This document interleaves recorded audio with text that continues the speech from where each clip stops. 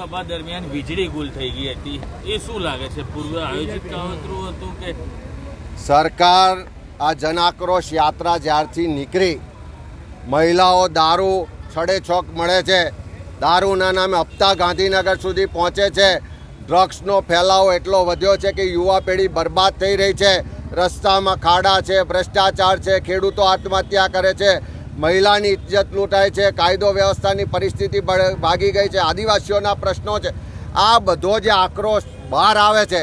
અને આખા ગુજરાતમાં તમે જોયું કે દારૂ અને ડ્રગ્સના નામે જે લોકો હવે રસ્તા પર ઉતરી રહ્યા છે, એટલે સરકારનો ફ્યુઝ ઉડવાનો એ તો નક્કી જ છે.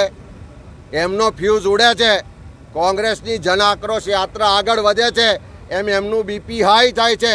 એટલે કોંગ્રેસના નેતાઓ કે કાર્યકરો કે પ્રજાને બોલતા બંધ કરવા કદાચ સરકારના ઈશારે આ લાઇટો બંધ કરતા છે, પણ મારે સરકારને કહેવું છે કે લાઇટો બંધ કરવાથી હવે કોંગ્રેસનો કાર્યકર ચૂપ નથી રહેવાનો. લાઇટો બંધ કરવાથી હવે તમે ગુજરાતના લોકોનો અવાજ કે આક્રોશને દબાવી નહીં શકો.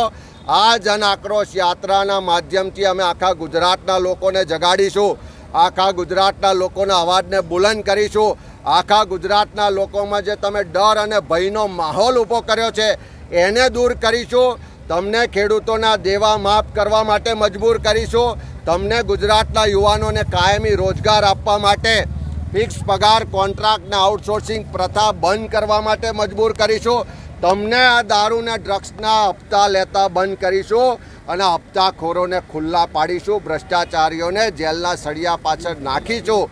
અને એમાં ગુજરાતની અવાજ જનતા છે એ પોતાનો અવાજ બુલંદ કરશે ને આ જન આક્રોશ યાત્રા એ અવાજને પ્લેટફોર્મ આપશે. Okay sir, thank you.